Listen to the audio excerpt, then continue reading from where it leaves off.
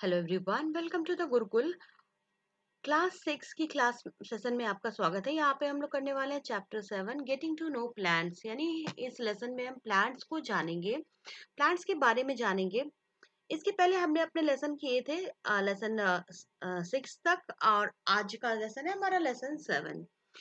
तो लेसन 6 में हमने बहुत अपने आसपास के बहुत सारे चेंजेस के बारे में हमने पढ़ा था, कई तरह के परिवर्तन के बारे में पढ़ा था। जो परिवर्तन हमारे आसपास होते हैं, हमने उनके बारे में जानकारी हासिल की थी। अभी यहाँ पर हम पौधों को जानेंगे। बच्चों, आपको क्या पता है कि अगर आप अपने घर से बाहर निकलोगे और जरा अपने आसपास के पौधों को कभी ध्यान से देखो कि कुछ पौधे बहुत छोटे होते हैं और कुछ बहुत बड़े, जबकि आपने देखा कुछ धरती पर ऐसे हरे धब्बों की तरह दिखाई देते हैं। अगर आप कहीं दूर से देखोगे, कहीं आप कोई प्लेसेस पे घूमने जा रहे हो, तो आपने देखा होगा कि जब आप घूमने जाते हो तो जैसे हरे घास के मैदान है, तो वो बिल्कुल ऐसा लगता है कोई हरे रंग की चादर बिछी हुई है, कुछ इस तरह से दिखाई देता है। तो वो बिल्कुल ऐसा लगता है कुछ हरे रंग के धब्बे हैं, इस तरह से दिखाई देते हैं। कुछ प्लांट्स ऐसे भी होते हैं। इसके अलावा आप अगर ध्यान से देखो और कुछ पत्तियों को अगर आप देखोगे, तो अलग अलग पौधों की पत्तियां अलग अलग होती है। कुछ पौधों की पत्तियां हरी होती है, कुछ की लाल होती है। और अगर उनके फूल और फल के बारे में देखोगे ना, तो क्या होता, कुछ फूल और फल क्या होते हैं, लाल होते हैं। कुछ पौधे जो होते हैं, उनके फूल बड़े होते हैं, कुछ के छोटे होते हैं। अलग अलग रंग होते हैं, अलग अलग रंगों के होते हैं। और क्या होता है, कुछ लाल, कुछ नीले, कुछ पीले, इस तरह के फूल होते हैं। और कुछ के फूल बड़े हो जाते हैं और कुछ के छोटे हो जाते हैं। और कुछ पौधों के तो फूल होते ही नहीं है। अपने घर के आसपास, स्कूल के रास्ते में, बाग बगीचे और स्कूल के अगर आप कंपाउंड में भी देखना कि अनेक आपको कई तरह के ग्रीन प्लांट्स आपने देखे होंगे। अब आज हम लोग पढ़ेंगे इसी ग्रीन प्लांट्स के बारे में। अलग अलग तरह के ग्रीन प्लांट्स को देखेंगे। और चलो, हम अपने सैर करेंगे साथ में मिलकर इन प्लांट्स से। दोस्ती कर लेते हैं इस प्लांट से, क्योंकि हम हमें लेसन में इस प्लांट्स के बारे में ही पढ़ना है। तो प्लांट से फ्रेंडशिप तो करनी पड़ेगी। तो चलो देखते हैं, प्लांट्स को समझते हैं। तो प्लांट्स जो होती है बच्चों, तीन तरह की होती है। Herb, shrubs and trees. यानी कि तीन तरह की। जिस हर्ब्स यानी कि छोटी छोटी शाख, और शर्ब्स यानी कि झाड़ियां, जिसे आप झाड़ियां बोलते हो, और ट्रीज यानी कि वृक्ष, यानी बड़े बड़े पेड़। अब आप पौधों के अगर तनों को और उनके ब्रांचेस को ध्यान से देखोगे, तो जो आपसे कम लंबे हैं, या फिर जिनकी लंबाई आपके बराबर है, या फिर जो आपसे बहुत अधिक लंबे हैं। अब अगर इन स्टेम्स को आप छू के देखना और जानने जानने की कोशिश करो कि ये स्टेम हार्ड है या सॉफ्ट है। इसे आप क्या करो, धीरे धीरे से मोड़ने की कोशिश करो। और ध्यान रखना कि आप इसे तोड़ना नहीं है आपको। अगर आप तोड़ दोगे तो वो प्लांट वहां पर डेड हो जाएगा, मर जाएगा। हमें वो नहीं करना है। और आपको बस क्या करना है, देखना है कि अगर वो सॉफ्ट होगा तो वो मुड़ जाएगा, और अगर वो हार्ड हुआ तो वो नहीं मुड़ेगा। और अगर लंबे पौधे हैं, तो वो यहाँ पे तनों की जो मोटाई है ना, कभी कभी उसको आप इंच टेप ले जा करके उसको मेजर करने की, नाप मापने की कोशिश करो। अब कैटेगरीज ऑफ प्लांट, यहाँ पौधों की कैटेगरीज है। अब कुछ पौधों के नाम यहाँ दिए, जैसे कि टोमेटो का प्लांट, मैंगो का प्लांट, लेमन का प्लांट। अब कॉलम ए है जिसमें ऊंचाई दी गई है। अब टोमेटो का कैसा होता है, शॉर्टर देन मी। आप जब टोमेटो के प्लांट के पास खड़े होगे, तो डेफिनेटली अभी जो आप 6 स्टैंडर्ड में हो, आपकी हाइट से ये छोटा होगा। मैंगो, अगर आम के पेड़ के पास खड़े हो तो वो बहुत लंबा होगा आपसे। अगर नींबू के पेड़ के पास खड़े होगे तो वो आपसे थोड़ा लंबा होगा। और हाँ, क्या टोमेटो का प्लांट ग्रीन कलर का है? हाँ, वो ग्रीन कलर का है। और क्या वो सॉफ्ट होता है? हाँ, आप जब मोड़ के देखोगे तो वो इजीली मोड़ सकते हो आप, इसलिए वो सॉफ्ट होता है। लेकिन मैंगो का थिक होता है, हार्ड होता है। और अगर आप देखोगे कि किस तरह की कैटेगरी में है, यहाँ पर क्या कौन सी कैटेगरी है प्लांट की, higher up on the stem. तो ये कौन सी कैटेगरी में है, तो ये हर्ब्स में आता है। अगर ये सारे इसमें प्रॉपर्टीज है, गुण है, तो वो हर्ब है। और मैंगो प्लांट, क्योंकि ये थिक है, हार्ड है, और even higher up on the stem, तो ये है ट्री। लेमन लेमन लेमन का अगर आप पौधा देखोगे, तो स्लाइटली टॉलर देन मी, आपसे थोड़ा लंबा होगा। और ये भी हार्ड होगा। और हाँ, इसके जो बेस हैं होंगे, सो कहाँ पर होंगे, where do the branches appear, पौधों के जो शाखाएं हैं या फिर तने कहाँ से निकलती है, तो उसके तने से निकल रही है, उसके स्टेम से निकल रही है। तो इस तरह के पौधों को हम बोलते हैं श्रब यानी कि झाड़ी। तो ये सारी कैटेगरी है प्लांट्स को आइडेंटिफाई करने के लिए। तो चलो आगे चलते हैं हम इसमें। अब हमें ये भी जानना चाहिए कि जो ब्रांचेस होते हैं, शाखाएं होते हैं, वो जमीन के पास जो होते हैं स्टेम, उसके आधार से यानी कि उसके बेस से कुछ ऊंचाई के बाद निकलती है। आपने कभी नहीं देखा होगा कि रूट से ही ब्रांचेस निकलने लगे हैं, थोड़ी ऊंचाई पे होने के बाद निकालते हैं। अब देखो यहाँ पे मैं आपको आपके टेक्स्ट बुक में जो पिक्चर दी गई है, इसको ध्यान से देखो। अगर इस को ध्यान से देखोगे तो ये कुछ इस तरह का भाग होगा, इसके बाद ब्रांचेस आती है। यहाँ पर भी देख लो, तो ब्रांचेस कुछ देर बाद आती है।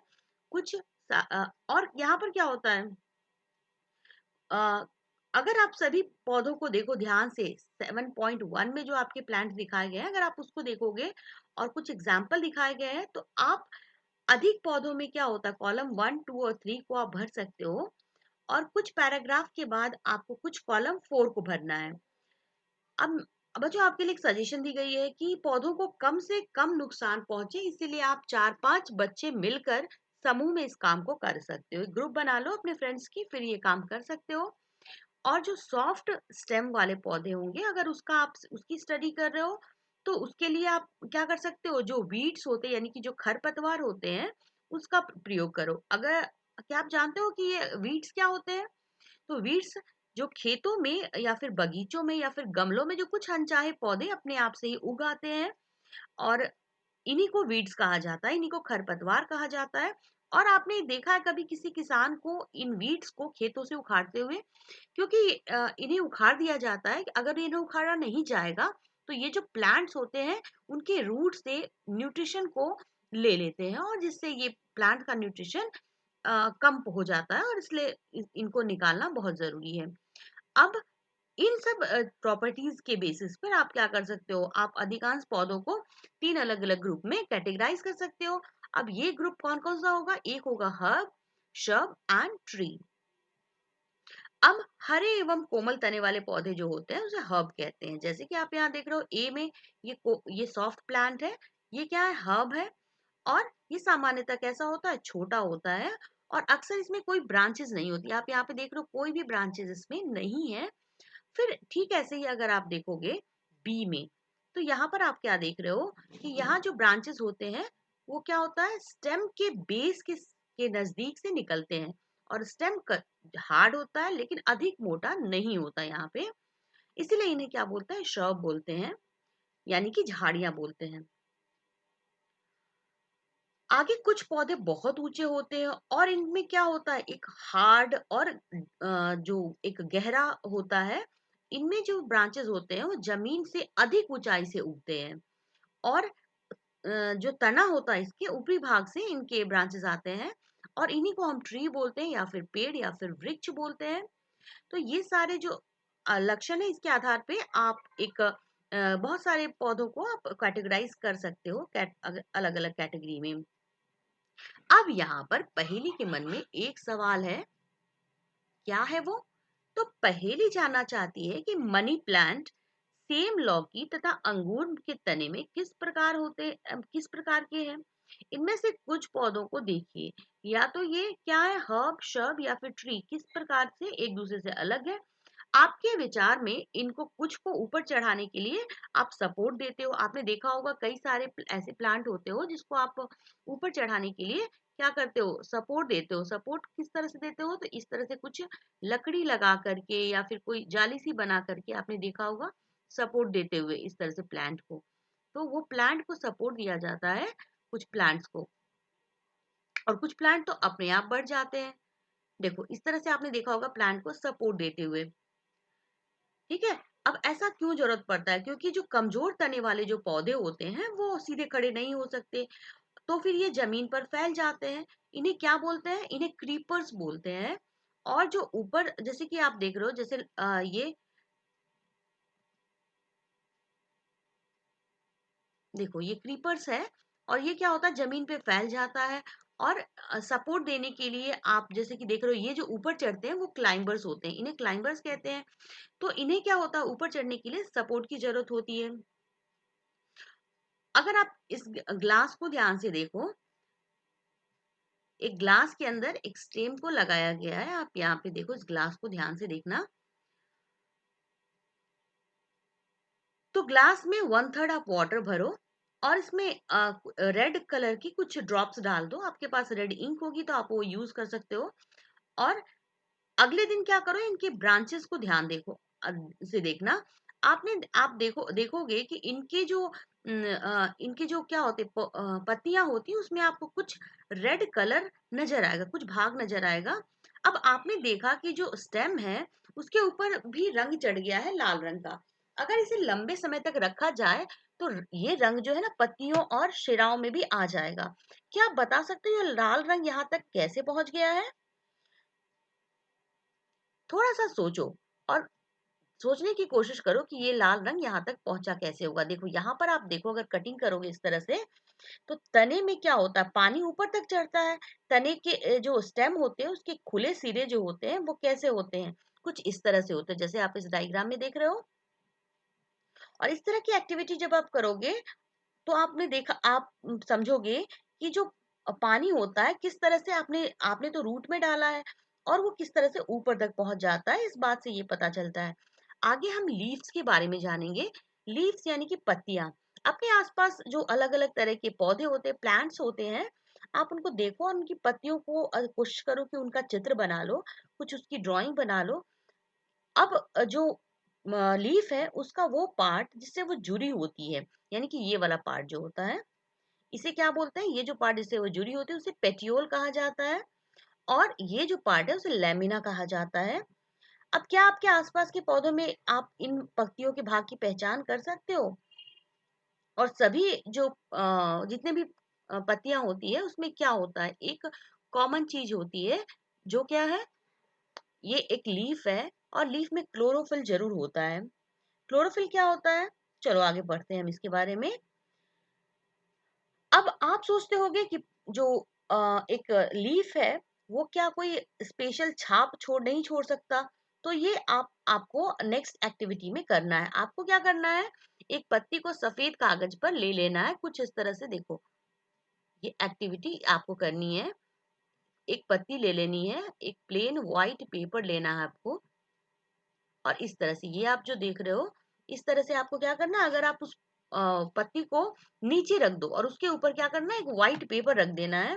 व्हाइट पेपर रखने के बाद आप एक पेंसिल ले लो हाथ में और पेंसिल को थोड़ा तिरछा पकड़ो और इसकी नोक से पेंसिल के उस भाग को नीचे जहां पत्ती है धीरे धीरे आप रब करना है। रब करोगे तो आपको क्या दिखेगा, कुछ जो लाइंस है उनकी छाप दिखाई देगी, इस तरह से कुछ छाप दिखाई देगी। और ये छाप पत्ती की ही तरह होती है, यानी कि लीफ की तरह होती है। तो लीफ की जो ये जो स्ट्रक्चर होती है, जिनको हम क्या कहते हैं, इनको हम हिंदी में तो शिरा कहते हैं। और जो इम्प्रेशन आप जो यहाँ पे देख रहे हो, देखो यहाँ पे ध्यान से देखो। सो सो ये जो लाइंस है ये वेन्स कही जाती है। ये जो वेन्स है, जो आपको लाइन दिख रही है, शिरा या फिर वेन जिसको कहते हैं हम, तो ये आपको लाइन दिखती रहेगी इसकी, जब आप इसका इंप्रेशन निकालोगे कुछ इस तरह से।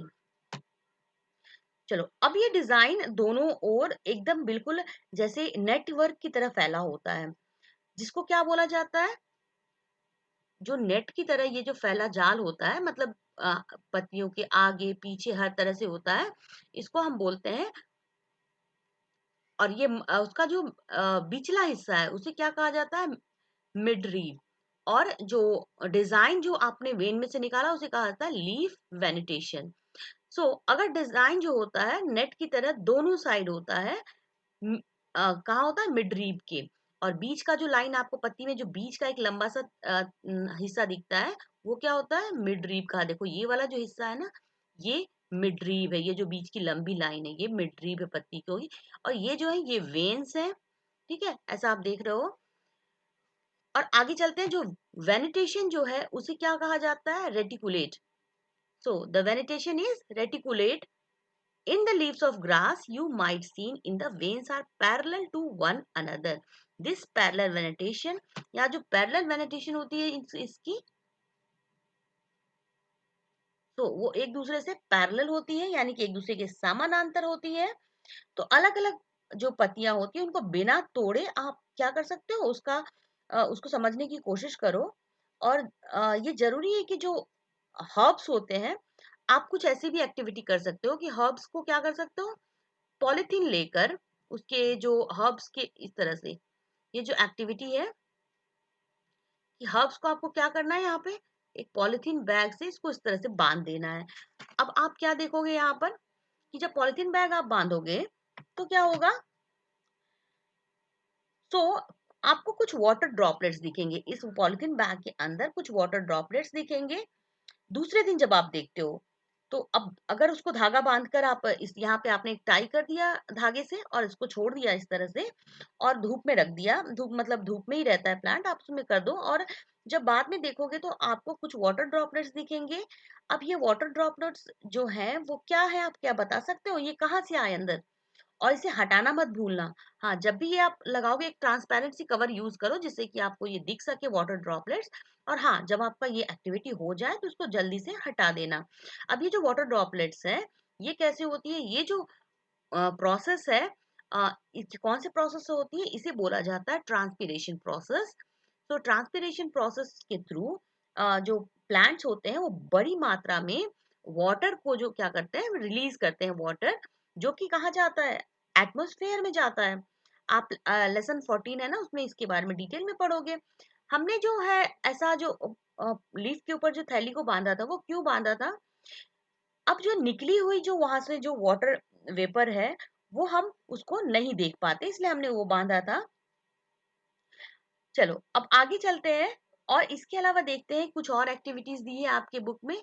आप इस एक्टिविटीज को भी कर सकते हो। क्या एक्टिविटीज है, आपको एक स्पिरिट बीकर लेना है और एक टेस्ट ट्यूब की जरूरत पड़ेगी।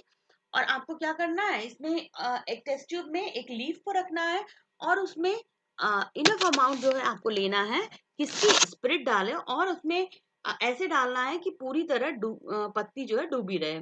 अब इस टेस्ट ट्यूब के को जो है पानी से भर के बीकर में रखना है, बीकर में उसको उसको गर्म करना है। देखो जैसे आप यहाँ देख रहे हो गर्म कीजिए, किया जा रहा है, गर्म करना है। और तब तक गर्म करना है जब तक पत्ती से जो हरा रंग है ना पूरा निकल के बाहर नहीं आ जाता इस बीकर में।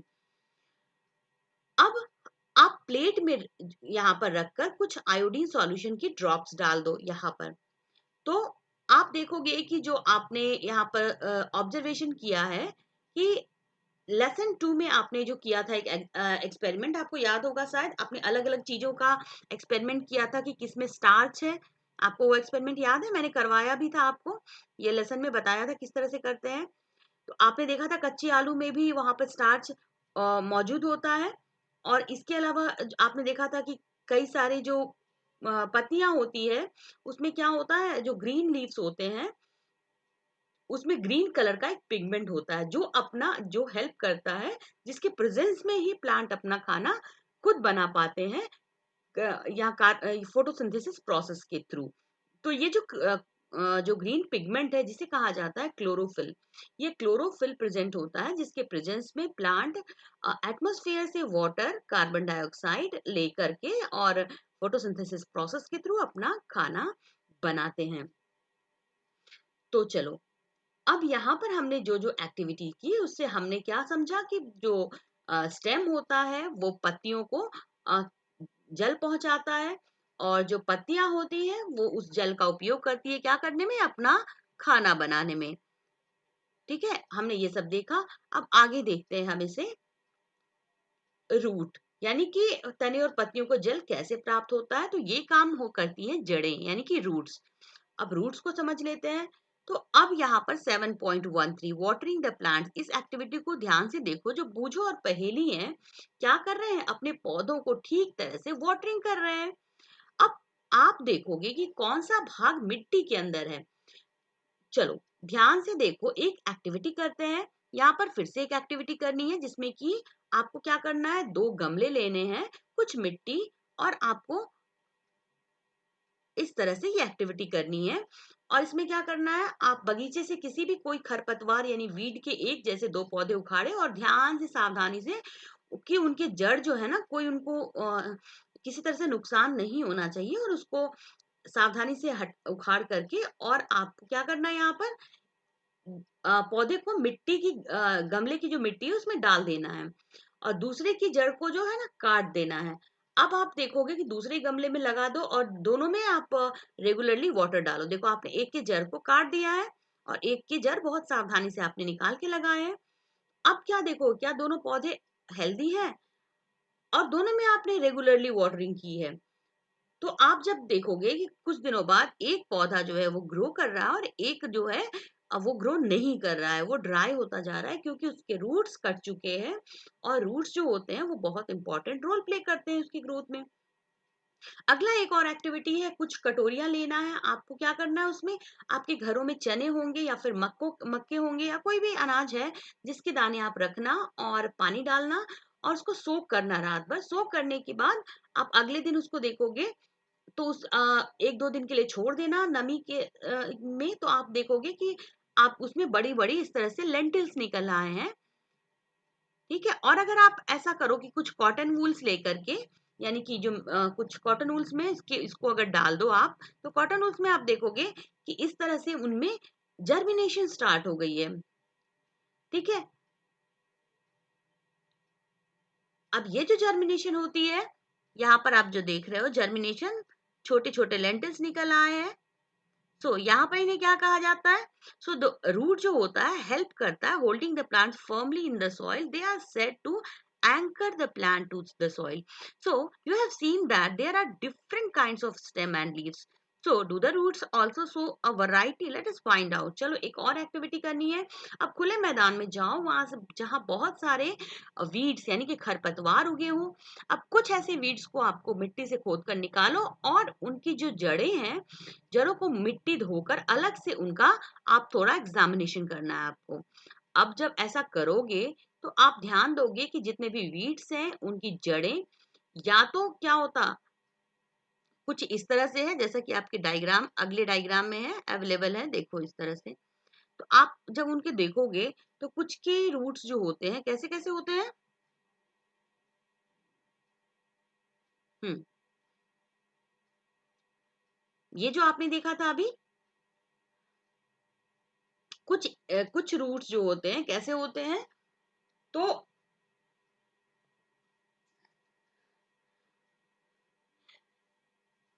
कुछ रूट सॉलिड होते हैं और कुछ फाइब्रस होते हैं, यानी कि अब बूझो के दिमाग में, अब ऐसे जड़ों को क्या कहते हैं, टैप रूट बोलते हैं और फाइब्रस रूट बोलते हैं। अब आप ऐसे जो खरपतवार हो उनकी जड़ को दो अलग अलग कैटेगरी में बांट सकते हो, जो टैप रूट वाले हैं और जो फाइब्रस रूट वाले हैं। बूझो के दिमाग में एक सवाल आ रहा है, एक अजब सा विचार आ रहा है। वह जानना चाहता है कि जो प्लांट्स होते हैं उनके रूट्स जो होते हैं किस तरह की होगी। उसे उस पौधे को उखाड़ने की आवश्यकता नहीं है, वह पौधे की पत्तियों को देखकर क्या इसका आंसर दे सकता है, ये क्वेश्चन आ रहा है बूझो के माइंड में। अब क्या आप कभी ध्यान दिए हो कि जो पौधों की पत्ती होती है, अगर उसके जो स्टेम होते हैं और उसके जो रूट होते हैं, उनमें एक बहुत ही अच्छा इंटरेस्टिंग सा रिलेशन होता है। उन सभी प्लांट जिनका आप स्टडी कर चुके हो, आपको पता होगा जो उनकी लीव्स होती है, उनमें जो आपने निकाला था जो पेंसिल से रबिंग करके, और उसके रूट को आप सही तरह से एक इस तरह से एक एक्टिविटी है, इसमें आप भर सकते हो, जो जो types of root and types of leaf venation. So here, अब आपने देखा कि जो जड़ें होती है, रूट जो होती है, वो मिट्टी से जल का क्या करती है, अवशोषण करती है, और उसे स्टेम और वाटर को और मिनरल्स को कहा लीफ तक और प्लांट्स के अदर पार्ट्स तक पहुंचाती है। ये काम कौन करता है, ये काम करती है रूट, यानी कि प्लांट के रूट ये काम करती है। अब ये जो प्लांट पहुंचाने का काम करती है, और जो फूड जो होता है वो स्टेम से होकर प्लांट्स के डिफरेंट डिफरेंट रीजन में, डिफरेंट डिफरेंट पार्ट्स में जाता है, और वहां जाके जाके कलेक्ट हो जाता है, इकट्ठा हो जाता है। और इस तरह से जैसे कुछ रूट्स जो होते हैं, जैसे कि आपने देखा होगा कैरेट, या फिर रेडिश, या फिर आपने स्वीट पोटैटो देखा होगा, तो और या फिर शलजम देखा होगा आपने, टर्निप, और या फिर टैपियोका जो आप खाते हो, तो कुछ प्लांट्स ऐसे होते हैं जिनके हम रूट्स को खाते हैं और कुछ के अदर पार्ट्स को भी खाते हैं, जहाँ पे ये फूड स्टोर होता है। तो जहाँ पर भी ये फूड स्टोर होता है, उसका वो प्लांट का वो पार्ट जो होता है वो एडिबल हो जाता है। जैसे कि आपने रेडिश देखा, वो देखा, तो उसमें क्या है कि उसका रूट में एकत्रित हुआ, वो स्टोर्ड फूड हुआ, तो वो हो गया यहाँ पर उसका एडिबल पार्ट। अब ध्यान से देखो फ्लावर को। सो अगर आप एक रोज प्लांट लोगे, रोज प्लांट में आप कैसा देखते हो कि रोज प्लांट जो होती है उसको अलग अलग तरह से आप उसको सभी अलग अलग फ्लावर को रंगने के लिए आप अलग अलग तरह के यहाँ पर क्या यूज कर सकते हो, सभी अलग अलग तरह के आपके कलर जो होते हैं ना, बहुत तरह तरह के रोज अवेलेबल होते हैं। आप क्या कर सकते हो, कोई सा भी रोज प्लांट ले सकते हो और क्या करोगे, जो खिले हुए उसके फ्लावर हैं उसका आप एक बार स्टडी करो। कुछ इस तरह से देखो, यहाँ पे डायग्राम जो देके रखी है आपके बुक में।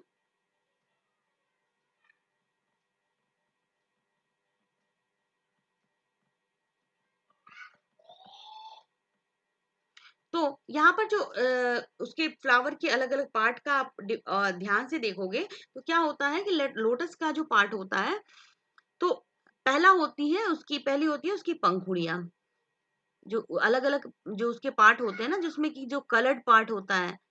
देखो ये आप ध्यान से देखो, जो रोज प्लांट है उसका, तो ये जो पार्ट है ये पेटल्स, और ये क्या है, ये सेपल्स है।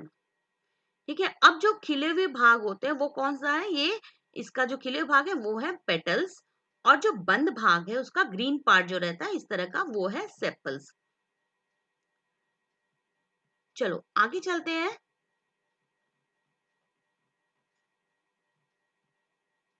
तो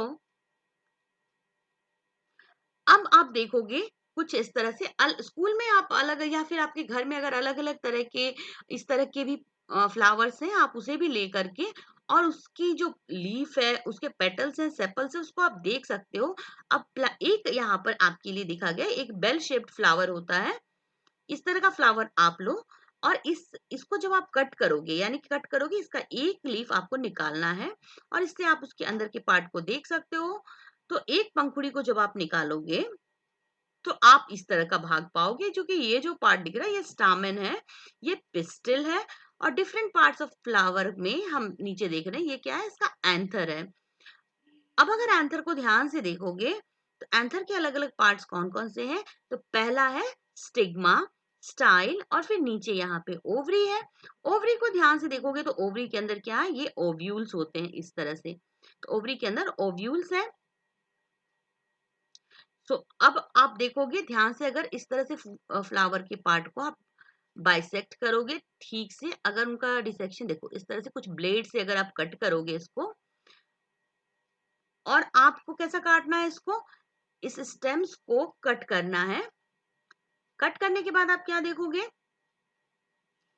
कि आप अलग अलग पार्ट को देख पा रहे हो कि एक फ्लावर में, हमें से क्या समझ में आया कि हमारे एक फ्लावर्स में कितने सारे पार्ट होते हैं, तो बहुत सारे पार्ट है। तो वो कौन कौन से हैं, sepals, petals, stamen and pistil. So ये सारे पार्ट है, और किसमें ये है और किसमें नहीं है। ठीक है, अब चलो हम लेसन के एंड पे आ चुके हैं, और हमने इस लेसन में क्या क्या पढ़ा, चलो एक एक क्विक यहाँ पे आपको जानकारी देती हूँ कि जनरली क्या होता है, जो प्लांट्स होते हैं उनका क्लासिफिकेशन उनकी हाइट, उनकी ब्रांचेस और उनके स्टेम के बेसिस पर किया जाता है कि वो हर्ब है, शर्ब है, या फिर ट्री है। और जो स्टेम होती है उस पर जो लीफ, फ्लावर और फ्रूट्स होते हैं। जनरली जो लीफ होते हैं उसमें क्या होता है, लीव्स के अंदर क्या क्या होता है अभी आपने पढ़ा यहाँ पर। सो लीव्स में जो होते हैं क्या क्या होते हैं, plants having leaves with reticulate venation are have taproot, while plants having leaves with parallel venetation have fibrous root। और स्टेम जो होता है वो कंडक्ट करता है वाटर को फ्रॉम रूट्स टू लीव्स, यानी कि रूट से लेके उसे पत्तियों तक पहुंचाता है और दूसरे पार्ट्स में पहुंचाता है। और फूड जो होता है वो लीफ से दूसरे पार्ट में प्लांट के पहुंचती है। और जो पार्ट्स होते हैं फ्लावर के, that are sepals, petals, stamen and pistil. अब कर लेते हैं इस लेसन के क्वेश्चन आंसर्स को।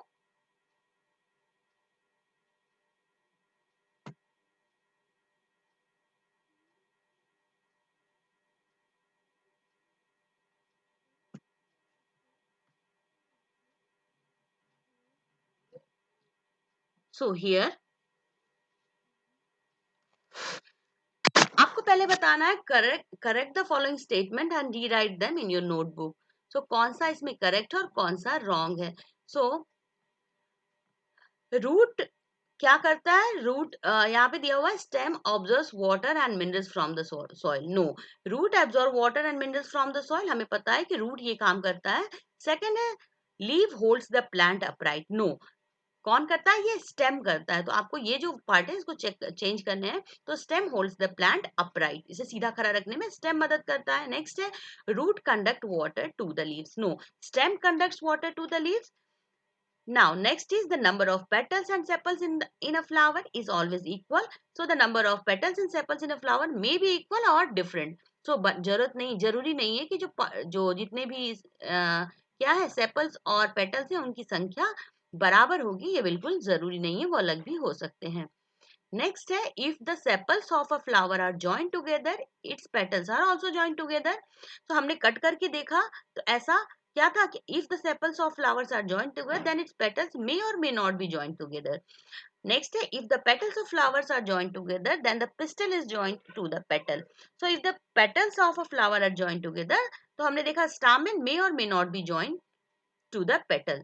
ऐसा हमने जब फ्लावर को कट किया था तब हमने देखा। Draw a leaf, a taproot, a flower you have studied in 7.3. तो ये एक्टिविटी आप अपने आप से कर लोगे। आपको ड्रॉ करना है तो ये आप अपनी क्रिएटिविटी से आप कर सकते हो। नेक्स्ट यहाँ पे देखो आप, a leaf of rose plant, a tap root of rose plant, इस तरह से आप, और a flower of rose plant, इस तरह से आप ड्रॉ कर सकते हो।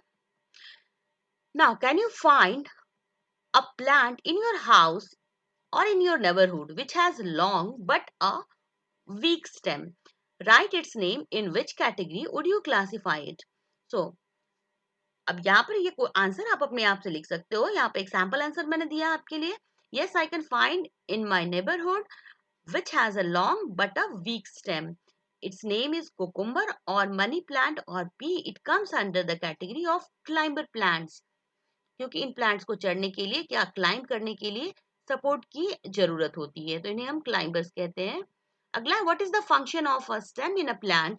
So function of a stem in plant, so it provides support to the branches of plant. It bears bud, flowers, leaves and fruits. It carries water and minerals from roots to different parts of the plants. It also carries prepared food from the leaves to the different parts of plants. Which of the following leaves have reticulate vegetation? So wheat, tulsi, maize, grass, coriander और China rose. अब यहाँ पर answer है, these elements of veins in lamina of leaf is called vegetation. So the leaves of tulsi, coriander, China rose have reticulate veneration. If the plant has fibrous root, what type of vegetation do its leaf likely to have? So अगर fibrous root है तो किस तरह का यहाँ पर होगा? तो अगर fibrous root है, is more likely to have parallel vegetation. If a plant has leaves with reticulate vegetation, what kind of roots will it have? So plants with reticulate vegetation will have taproot. So ये taproot होगा. Is it possible for you to recognize the leaves without seeing them, and how? So yes, it is possible to recognize the leaves without seeing them by smelling or touching them. Leaves of some plants have aroma which can be recognized by smelling. Write the names of parts of a flower. So here parts of flowers are sepal, petal, stamen and pistil. Sepal, it is a small leaf-like structure which is most prominent part in a bud. Petals, it is a prominent part of the open flower which is different colors. Stamens, it is the male reproductive part of the flower, or pistil, it is the female reproductive part of the flower. Which of the following plants have you seen? Of those that you have seen, which one have flowers?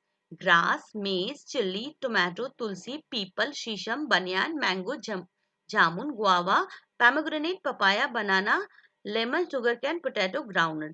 So the plants which have flowers are grass, maize, wheat, chili, tomato, tulsi, peepal, शीशम, बनियान, mango, जामुन, guava, pomegranate, papaya, बनाना, lemon, potato और groundnut, इन सब के क्या होते हैं? यहाँ पर इन सब के फ्लावर्स होते हैं। Question number 11, name the parts of the plant which produces its food. Name this process. So leaves produces the food of the plant. The process of making food in the presence of sunlight is called photosynthesis. ठीक है, in which part of the flower you are likely to find the ovary? तो ovary कौन से plant part में होता है? Ovary is present in the pistil of the flower. Name two flower. So ovary कौन से पार्ट में होता है? पिस्टिल में होता है। हमने जब कट किया तो हमने देखा था पिस्टिल के पास क्या निकला था? Ovary. And name two flowers each with joint and separated sepals. So दो फ्लावर जो जॉइंट सेपल्स होते हैं, जैसे कि चाइना रोज और कॉटन का, और two flowers with separated sepals, rose और जैस्मिन। इनके जो क्या होते हैं? फ्लावर्स होते हैं जिनके सेपरेट सेपल्स होते हैं, यानी कि इनकी पंखुड़ियां अलग अलग होती है, सेपरेटेड होती है।